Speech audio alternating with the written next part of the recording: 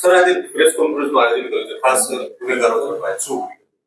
માનનીય CP sir Brajesh Kumar દાસર અને additional CP sir ચૈતન્ય મંડલિક સરની સૂચના અને માર્ગદર્શન હેઠળ રાજકોટ શહેરમાં વારંવાર ગુના આચરનાર અને ભયનો માહોલ ઉભા કરનાર ગુનેગારોને દરેક રીતે તોડી પાડવા માટે રાજકોટ શહેર ક્રાઇમ બ્રાન્ચ દ્વારા ઝુંબેશ હાથ ધરવામાં આવેલ છે.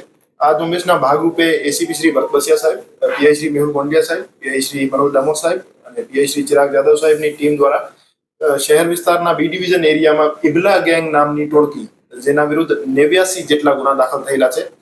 એમાં 4 ખૂનની કોશિશ, 5 લૂંટ અપહરણ, 11 રાયોટિંગ, 1 છેડતી અને 29 મારામારી અને બીજા પ્રોહિબિશન અને આર્મ્સ એક્ટના ગુના દાખલ થયેલા છે.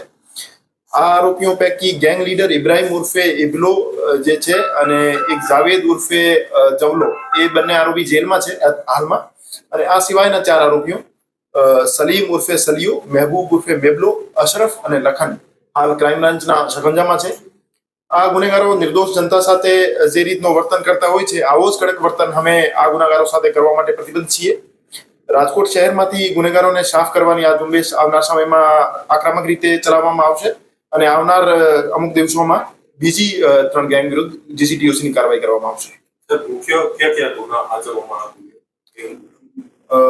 એ જે ગેંગ છે એના વિરુદ્ધ કુલ મેં જે રીતે જણાવ્યું 89 ગુના દાખલ થયેલા છે અને જીસીટીઓસી ના કામે અમે 27 ગંભીર ગુના ધ્યાને લીધેલા છે. ગુનાઓની વાત કરીએ તો એમાં 4 અટેમ્પ્ટ ટુ મર્ડર છે, લૂંટ અને અપહરણના 5 ગુના છે અને 11 રાયોટિંગના છે, 1 છેડતીનો અને 29 મારામારીના ગુના છે.